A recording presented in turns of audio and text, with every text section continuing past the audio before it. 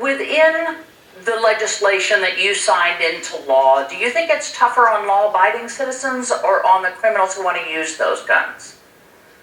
Well, it's probably a little tougher on everybody. I mean, Wayne reminds me of the clowns at the circus. They get the most attention, and that's what he's paid to do. But the reality is that the gun that was used to kill 26 people on December 14th was legally purchased in the state of Connecticut, even though we had an assault weapons ban.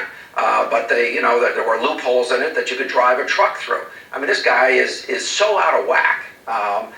It's unbelievable. 92% of the American people want universal background checks. I can't get on a plane as the governor of the state of Connecticut without somebody running a background check on me. Why should you be able to buy a gun or buy armor-piercing munitions? It doesn't make any sense. He doesn't make any sense.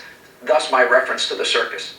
Let me ask you, as you know, the NRA sponsored a plan that they put out this week. Asa Hutchinson put it out. It was a School Safety Shield press conference, and a Newtown dad was there. Mark Mattioli, whose 6-year-old son James died in Newtown, and he was there in support of what Asa Hutchinson put together in terms of school safety. I just want to play you a little bit of that.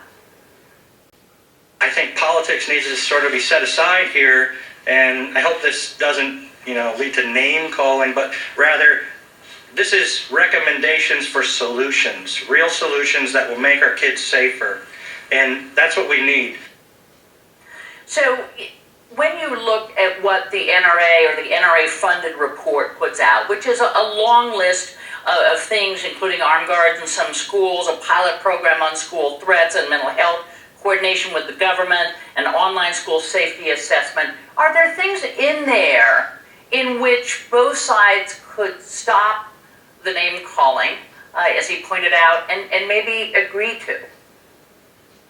Precious little. We had the Wild West where everyone carried a gun, and homicide rates were pretty big, pretty high. And in fact, in the states that have the loosest laws, they have the largest suicide rates and the largest homicide rates. So, I mean, this idea that, Candy, I don't want to tell you your business, but bring it back to reality. Why are they against universal background checks when 92% of the American public is in favor of them?